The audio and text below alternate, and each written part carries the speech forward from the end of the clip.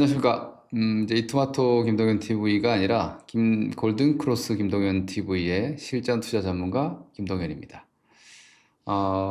제가 그동안 토마토 TV에서 24년여 전문가로 활동을 하면서 최근에 유튜브 채널로는 이토마토 김동현 TV라는 토마토 TV의 유튜브 전문가 채널을 통해서 활동을 해왔는데, 이제 오늘부터 제 골든크로스 김동현 TV 제 개인 채널을 통해서 첫 번째 컨텐츠를 올려드립니다.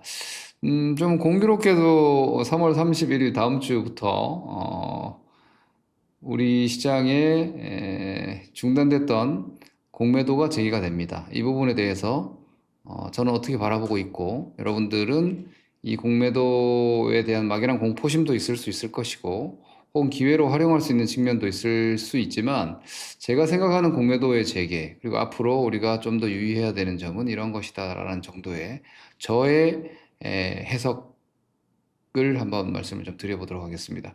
우선 그냥 뭐 개요 정도를 이해를 하는 측면에서 말씀드리면, 이 공매도라는 것은 말 그대로 이제 하방 포지션입니다. 하방 포지션. 하방 포지션이라고 하면 우리가 여러분들이 곧버스 내지는 인버스 ETF, 그러니까 지수가 내려갔을 때 수익이 나는 포지션이죠. 이게 소위 이제 하방 포지션이 되는 것입니다. 그런데 이 공매도는 이제 주식을 우리가 지금도 사실 주식 선물을 통해서 하방 포지션 거래를 많이 하고 있는데, 그건 이제 선물 시장이고, 그러니까 주식 시장에서는 주식을 빌려서 파는 거죠. 그러니까 내가 보유하고 있지 않은 미보유 주식에 대해서 하방 예측이 됐을 때 이것을 기관은 대차하고 개인은 대여해서 매도하는 겁니다. 그래서 지금 현재 10만 원에 거래되고 있는 주식을 10만 원에 거래되고 있는 주식을 나는 이 주식이 뭐 예를 들어 5만 원 정도의 가치밖에 없다고 판단했을 때 이 10만 원의 신규적인 매도 포지션을 구축을 해서 이제 5만 원이 되었을 때 이익을 실현하는 거죠. 이 실현은 이제 우리가 소위 얘기하는 커버링, 쇼커버라고 하는 커버 매수가 되는 겁니다. 이를 통해서 이익을 실현하는, 다시 말해서 하방 포지션을 통해서 이익을 실현하는 투자 방식입니다. 이것을 우리가 공매도라고 하는데, 개인 투자자들은 아까 앞서 말씀드렸다시피 대여를 통해서 주식 대여, 기관 투자, 증권사의 주식을 빌려서 파는 대여 거래를 지금도 하실 수 있습니다. 그런데 기관 투자자들은 대차 거래라는 것을 통해서 상호간의 기관 투자자들끼리 주식을 빌려서 팔고 뭐 빌려주고 그 주식을 빌려서 또 매도를 해서 신규 매도 포지션을 취하기도 하고 이렇게 합니다.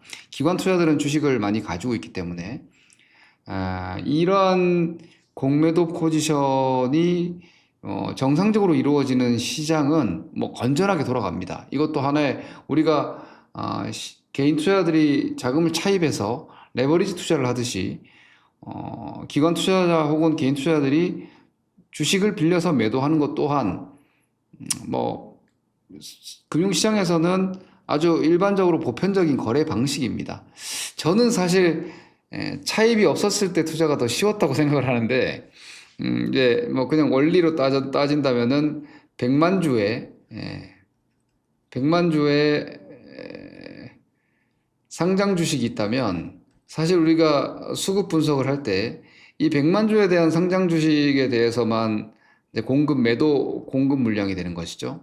공급 물량이 된다면 참 쉽죠. 그럼 누군가가 100만 주를 다 가지고 팔지 않는다면 이 주식은 계속 올라가게 되지 않습니까? 그래서 그러한 뭐 부작용 같은 것들을 오히려 해소하고자 공매도가 도입이 되어 있는데, 이 100만 주를 누군가는 가지고 팔지 않는 것을 그 팔지 않을 포지션자들이 주식을 빌려주면 그 빌린 공매도 포지션자들이 대신 주식을 팔아버리니까 이게 나오지 않을 매물이 매몰화 되는 거죠. 근데 이것은 뭐 반대로 생각한다면은 뭐 1억 원에 투자자가 1억 원을 가지고 운영을 해야 되는데 저는 개인 투자자에게 레버리지는 하시면 안 된다고 반대하는 측면 입장인데, 하지만 시장에서는 레버리지라는 게 상시적으로 이렇게 돌아가고 있으니까, 운영되고 있으니까, 뭐 2억 원 투자할 수 있는 거 아닙니까? 2억 원을 레버리지를 통해서 2억 원 매수를 할 수 있는 거 아니에요? 뭐 이와 뭐 반대급부에 있다고 생각하시면 되죠. 상장 주식이 100만 주지만 그 주식을 가지고 있는 실질 주주는 매도할 생각이 없지만 그걸 이자를 통해서 추가 수익을 얻고자 기관 투자자끼리 서로 물량을 빌려줄 경우에는 그 물량이 매물화 될 수 있듯이 뭐 1억 원 가지고 투자하는 개인 투자자가 초과 수익을 얻기 위해서 레버리지 쓰는 것과 뭐 같은 개념이니까 이건 사실 일종의 레버리지 매도의 관점이라고 볼 수 있겠죠. 레버리지 매도하고 좀 다를 수 있지만, 그러니까 말 그대로 거래 시스템을 이야기한다라면 그렇습니다. 그래서 우리 초보자분들은 왜 굳이 이런 공매도를 만들어 놓고 이렇게 시끄럽게 만드느냐라고 생각을 하실 수 있는데, 이런 부분들이 시장에서의 순기능적인 측면이 있고, 저는 사실 공매도가 가격 결정 효과 내지는 과열과 혹은 과매도를 방지하는 가격 결정 효과가 있다라는 것 자체는 시장 형성이 가능하다라는 것 자체는 그냥 매수 매도의 순기능이라고 봅니다. 이건 공매도든 아니든 그냥 좋은 주식을 매수하고 나쁜 주식을 매도하는 이런 부분들은 주식의 그냥 거래 시스템이기 때문에 뭐 공매도의 순기능이라고만 얘기할 수는 없고요. 하지만 이게 왜 문제가 되냐면은 아까 제가 빌려서 매도한다 그랬죠. 근데 이 무차입 공매도, 우리 네이키드 숏셀링이라고 소위 얘기하는 무차입 공매도가 너무나 빈번하게 자행되어 왔다는 겁니다. 이건 뭐냐면, 이 우리나라는 이제 T 플러스 2 결제일이지 않습니까? 차입 공매도는 내가 주식을 빌려서 팔거나 혹은 빌릴 수 있는 주식을 팔아야 되는 겁니다. 지금 빌려서 팔지 않더라도 이틀 내에 그 물량을 빌릴 수 있는 물량까지가 차입 매도 물량으로 이게 수량 계산이 되거든요. 근데 그런 빌릴 수 없는 물량들을 그냥 숫자로 마구 매도를 쳐버리는 행태가 과거에 뭐 삼성증권에서 증권사 직원의 실수로 사주를 가지고 있지 않는 정도의 물량이 삼성증권 창구에서 삼성증권 매도 물량이 어마어마하게 쏟아져 나왔던 그 호가가 실제로 시장에 이 거래 시스템으로 호가가 된 일이 있었습니다. 그러한 부분들을 우리가 보면서 일반 투자자들도 목도한 거죠. 저게 되네. 그러니까 가지고 있지 않은 물량 혹은 나올 수 없는 호가가 시장에서 말 그대로 등록이 됐다라는 것은 이 기관 투자자들의 호가 시스템, 매도 호가를 하는 시스템 자체가 가지고 있지 않은 물량까지도 그냥 매도할 수 있다라는 걸 확인했단 말이에요. 그러니까 이런 부분들이 무차익 공매도가 자행되어 온 어떻게 보면 우리가 시장에서 직접 목도했던 경우이고, 그리고 뭐 금감원을 통해서 외국계 증권사들도 많이 적발이 됐었고, 그리고 2023년도 2차전 지주들이 급등을 하고 할 때 이 공매도에 대한, 그리고 또 2차전 지주들이 고점에서 하락하고 뭐 이럴 때 또 공매도에 대한 상당한 반발, 이런 부분들이 좀 이슈가 되면서 이 무차익 공매도와 그리고 기울어진 운동장, 우리 개인들의 대여 거래는 3개월 기간 한정에 연장이 상당히 어려운 구조가 되어 있었지만, 외국인들의 대차 거래는 거의 뭐 무한정 연장할 수 있는, 거의 기간이 없는 무기한 공매도를 이어나갈 수 있는 시스템들을 보완해야 된다라는 우리 개인 투자들의 아성이 상당히 높았고, 이 부분을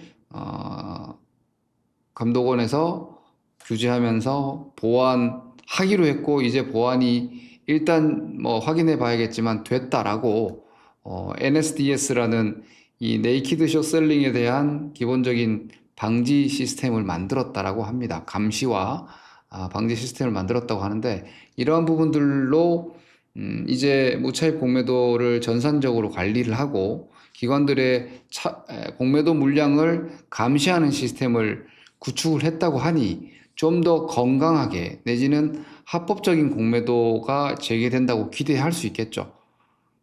이렇게 얘기를 하고 사실 가봐야 안다라고 저는 생각을 하지만 그래서 일단 이번 3월 30일부터 공매도가 재개된다라는 것이 이런 과정들을 통해서 공매도라는 것이 시장에서 계속해서 거래 시스템으로 작동해 왔고, 그러한 부분들이 어떤 문제가 있어서 중단이 됐었는지 정도를 말씀드렸고, 재개가 되면 이제 앞으로 우리는 어떻게 대처 내지는 분석해야 되는지를 한번 의견을 드려보겠습니다. 자, 저는 이렇게 간단하게 좀 정리를 해볼 수 있을 것 같아요. 앞서 말씀드렸다시피 하락을 통한 수익 자신감이 곧 공매도 포지션이라는 거죠. 다시 말해서 여러분들이 매도를 통한 이익 추구를 하실 때 과연 어떤 기준으로 매도를 하시겠습니까? 차트? 차트도 작동할 수 있겠지만 하방 포지션을 잡는다는 것은 기본적으로 고평가 주식을 매도하게 되겠죠. 그러니까 기관 투자자 입장에서는 해당 주식이 비싸다. 그러니까 적정가가 현재가보다 이게 높이가 잘못됐네요. 그죠? 현재가가 적정 가격보다 높다. 이렇게 됐을 때, 그럼 당연히 주식이 추가 하락해서 차익이 발생될 수 있다라고 자신을 가지고 매도할 거 아닙니까? 그렇기 때문에 하락을 통한 수익 자신감이 곧 공매도 포지션이라고 우리가 생각을 해본다면, 이게 이제 순기능인 거죠. 순기능. 공매도의 순기능. 과열 혹은 고평가 주식들이 1차적인 공매도 타겟이 될 수 있다라고 볼 수 있겠죠. 그러므로 앞으로 공매도가 재개가 되는 혹은 시스템들이 정비가 된 공매도 시장에서는 무리한 추격 매매 내지는 약간 테마주 같은 것들에 대한 좀 경계감을 좀 더 가질 필요가 있을 겁니다. 그러니까 주식이 올라간다고 해서 다 고평가인 것은 아닙니다. 다시 제가 늘 말씀드리지만 EPS가 상승해서 주가가 상승을 할 경우에는 가치가 비싸지지가 않습니다. 그런데 이익이 증가하지 않는데 주가만 올라가게 되면 그만큼 실적과 주가의 괴리가 커지기 때문에 이런 주식들이 매도 욕구를 자극할 수 있는 거예요. 매도 욕구를. 그러겠죠? 그래서 우리가 공매도가 재개가 되면 좀 더 펀더멘탈에 대한 공부가 더 필요하고, 여러분들이 단기적인 군중심리 내지는 일시적으로 쏠리는 수급, 이런 부분들에 대한 경계감 내지는 경각심을 좀 더 가질 필요가 있습니다. 주식의 오버슈팅과 스퀴즈 같은 경우는 원래가 군중심리가 폭발하면서 수급이 터지는 겁니다. 그게 급등을 만들기도 하는 것이 아니라 당연히 그렇게 급등을 만드는 이유가 바로 그런 군중심리와 스퀴즈인데, 그런 상황에서도 일정 한계치 수준에서는 공매도 포지션들이 출회될 수 있음을 경계하면서 좀 더 조심스럽게 거래를 하실 필요가 있다는 거죠. 그리고 두 번째, 롱숏. 공매도를 재개를 하게 되면 롱숏 펀드가 공매도를 금지시켰기 때문에 그동안 우리 시장에 롱숏 펀드들은 운용을 단기적으로는 할 수 없는 상황이었죠. 공매도가 금지되어 있는 기간 동안은 숏이 공매도니까. 그러니까 롱숏 펀드라는 것은 롱 포지션, 즉 매수를 하고, 그러니까 주식형 펀드는요, 주식형 수익증권, 주식형 펀드는 이게 자금이 들어오면은 반드시 주식을 편입을 해야 됩니다. 주식을 편입을 해야 되는데, 그 주식을 장이 좀 안 좋을 때는 주식형 펀드에 돈이 많이 들어오지도 않지만 들어온 자금들을 계속해서 주식을 살수록 손실이 나기 때문에 운용 성과도 나쁘고 기관들이 성과 호수도 가져가지 못하고 투자들의 불만도 크고, 당연히 기관 투자들의 실적도 악화되죠. 그래서 사실 박스권이라든지 혹은 좀 약세장에서도 주식을 통해서 수익을 볼 수 있는 방법. 우리가 소위 이제 롱숏을 중이염 중수익이라고 그러는데 그거는 그냥 구조적으로 그냥 듣기 좋으라고 하는 말이고 사실은 약세장에서도 주식 운용을 통해서 수익을 거두기 위한 게 바로 롱숏 펀드입니다. 그러니까 원래 주식형 펀드는 롱 펀드인데 거기에 숏을 붙여서 주식형 펀드니까 주식을 팔 수만은 없기 때문에 하나를 매수하면은 하나를 매도하게끔 이렇게 설계되어 있는 것이 바로 롱숏 펀드입니다. 그래서 일예로 뭐 삼성전자가 반도체가 좋으니까 매수를 한다. 그죠? 경기가 뭐 좋아서 삼성전자를 매수한다. 그럴 경우에 이제 실적주나 뭐 경기 사이클이 들어가니까 그동안 경기 방어주로 만약 뭐 예를 들어서 선방을 했던 뭐 화장품 주식, 뭐 경기 필수 소비재니까 뭐 아모레 뭐 이런 주식을 매도를 하게 되는 거죠. 그러니까 이 삼성전자를 한 포지션 뭐 1억 원을 매수를 하면은 아모레 퍼시픽을 2억 원, 1억 원 이렇게 똑같은 비율은 아닙니다.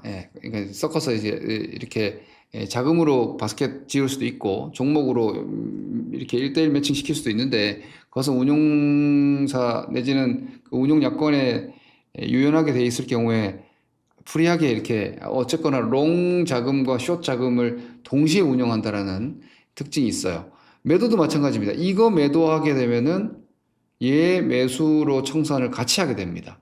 그게 롱숏 펀드의 운용 방식이거든요.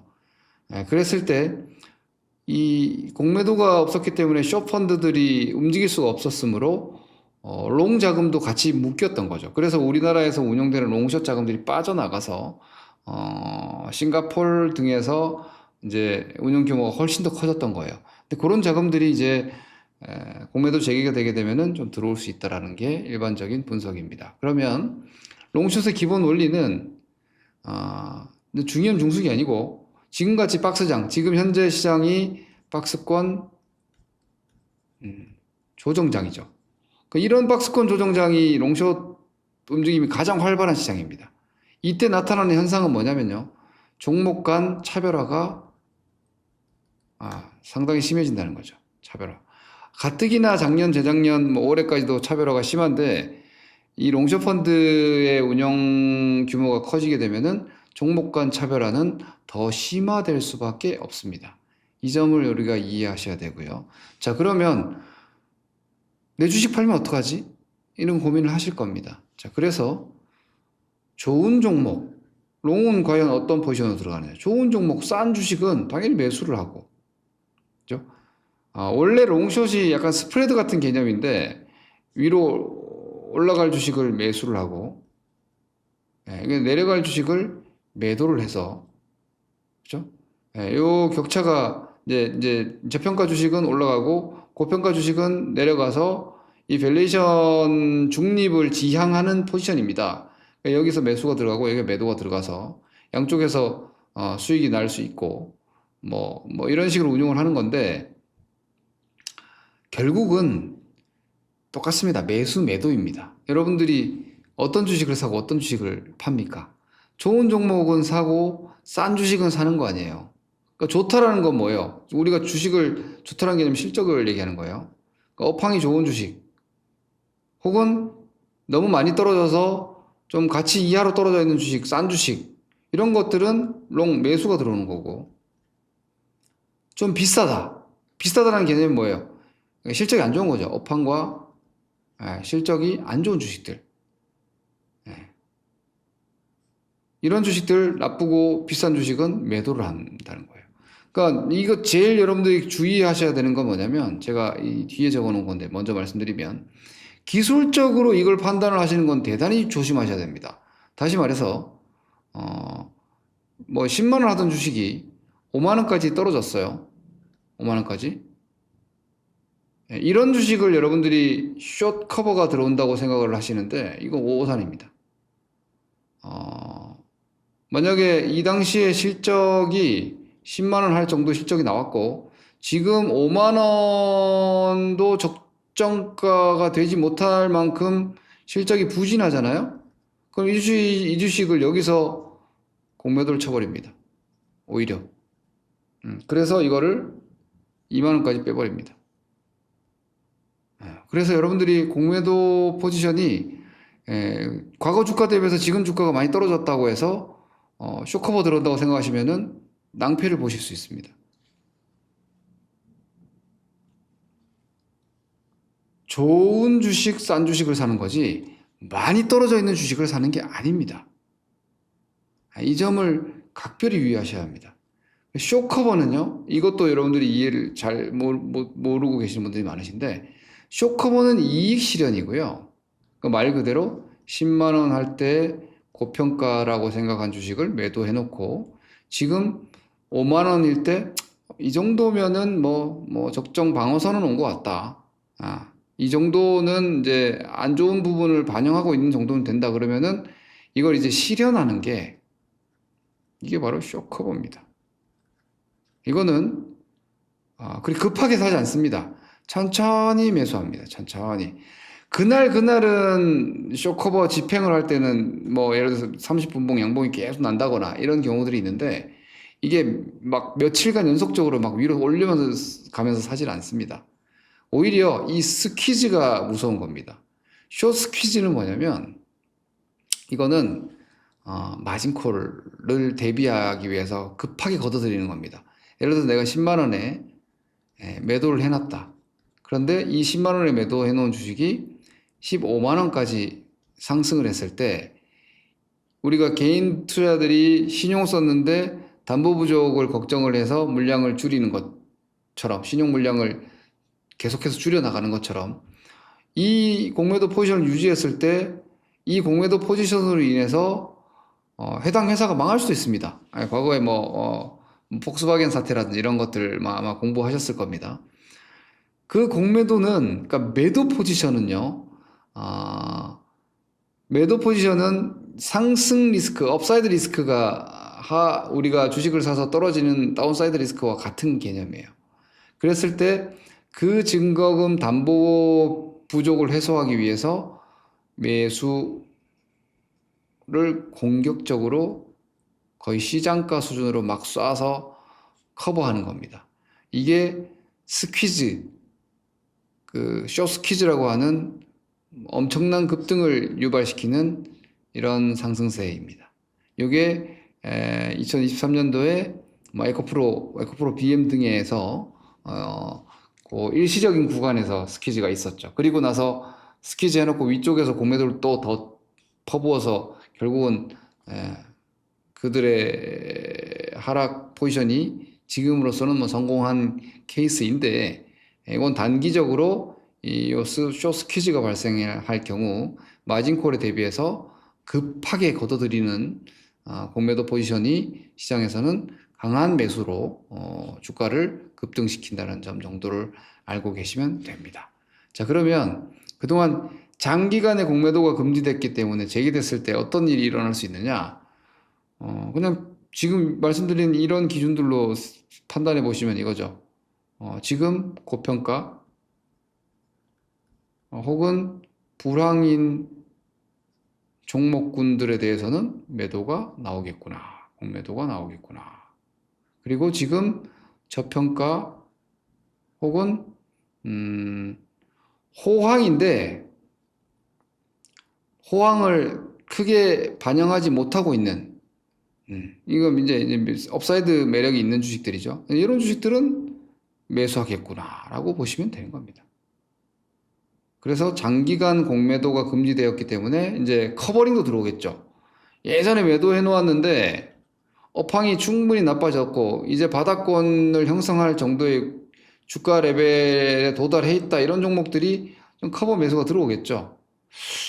대표적으로 이런 종목들이 자동차, 혹은 철강, 화학, 건설 이런 종목군들이 이제 PBR이 좀 낮거든요. 0.5배, 0.4배 막 PBR이 낮은데 업황이 되게 좋진 않은데 나쁜 업황을 그동안 반영을 해서 주가가 많이 떨어져 있다는 얘기예요. 이런 종목군들이 아무래도 공매도가 제기가 됐을 때 좀 커버 매수가 들어오지 않을까라고 기대하고 있는 업종군들입니다. 그리고 자동차 같은 경우에도 뭐 사실상 올해 약간 역성장했지만 24년도, 23년도 비해서 약간 역성장했지만 뭐 그럼에도 절대 수치로 봤을 때 저평가이고요. 그리고 뭐 예를 들면 업황이 좋고 국면 자체가 나쁘지 않은데 주가가 너무 많이 떨어져 있는 종목군들, 이런 것들이 이제 오히려 공매도 제기가 되면 수급이 좀 풀릴 가능성이 높겠죠. 이렇게 볼 수 있는 것이고, 역으로 많이 떨어져 있는 게 중요하지 않다 그랬죠. 여전히 불황이고, 혹은 지금의 기대가 좀 과반영돼 있는 이런 종목군들이 공매도 대상이 되는 경우들이 많습니다. 제가 업종을 얘기하면 가지고 계신 분들이 좀 너무 걱정스러우실 수 있으니까 뭐 그냥 구조로 말씀드리면, 지금 주가가 많이 빠져 있는데 당분간 여전히 적자에 허덕일 것 같다. 이게 당장 돌파할 수 있는 뭐 흑자 전환 모멘텀들이 보이지 않는다. 이런 주식들은 공매도 제기가 되면은 매도가 또 나올 겁니다. 그리고 테마로 주식이 너무 많이 올라간 것들, 이런 것들 조심해야 됩니다. 제가 대표적으로 이걸 로봇주 같은 것들 조심하셔야 된다고 얘기를 하고 있죠. 왜냐? 로봇은 꿈은 참, 뭐, 거의 용꿈 수준입니다. 뭐, 앞으로 생각만 하더라도 뭐 로봇 안 될 리가 없겠죠. 그러나, 기간이 얼마가 걸릴지를 알 수가 없잖아요. 이런 주식들을 공매도 세력들이 제일 좋아합니다. 개인들은 꿈을 쫓기 때문에 흥분해서 높게 비싸게 주식을 사주지만, 공매도 세력들 이 숏포지션자들의 경우에는 냉정하게 캐시플로우가 당분간 나오지 않기 때문에 이런 주식들을 적극적으로 매도 포지션을 취해서 하방 수익을 추구합니다. 과거에 바이오도 뭐 주요한 공매도 타겟이 되었었습니다. 뭐 아시다시피 셀트리온이 공매도와 거의 대전쟁을 치렀지 않습니까? 그러니 그 당시에도 뭐 셀트리온이 바이오시밀러 쪽에 대한 충분한 레퍼런스와 기대감을 가지고 있었음에도 불구하고 너무 비싸다, 과반영돼 있다라고 봤던 공매도 세력들과의 전쟁에서 셀트리온은 실적으로 승리했죠. 뭐 우리 지금 현재 바이오주들도 그런 과정들이 꽤 있을 것 같아요. 예를 들어 알테오젠, 리가켄 바이오 다 상당한 레퍼런스를 쌓아놨지만 그 공매도 세력들의 눈에는 이건 비싸다, 아직까지 충분한 현금 흐름까지 시간차가 있다라고 보였을 때는 주요한 공매도 타겟이 될 수 있다는 거죠.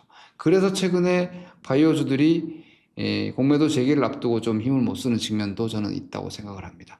이런 부분들을 오늘 제 얘기 듣고 오히려 더 혼란스러우실지 모르겠지만, 이 공매도의 습성을 이해를 하신다면 펀더멘탈의 중요도가 좀 더 높아질 것이고요. 자, 펀더멘탈에 대한 중요도가 당연히 더 높아집니다. 아주. 이 부분은 언제나 뭐 주의하셔야 되고요. 기술적인 과매도, 과매수를 함부로 판단하시면 안 됩니다. 많이 떨어졌다고 올라갈 거다? 그렇지 않다는 거죠. 그렇지 않다는 겁니다. 그리고 많이 올랐다고 떨어지는 게 아니에요. 많이 올랐지만 실적 성장이 지속된다고 생각을 하면 여기서 오히려 숏 청산이 돼버립니다.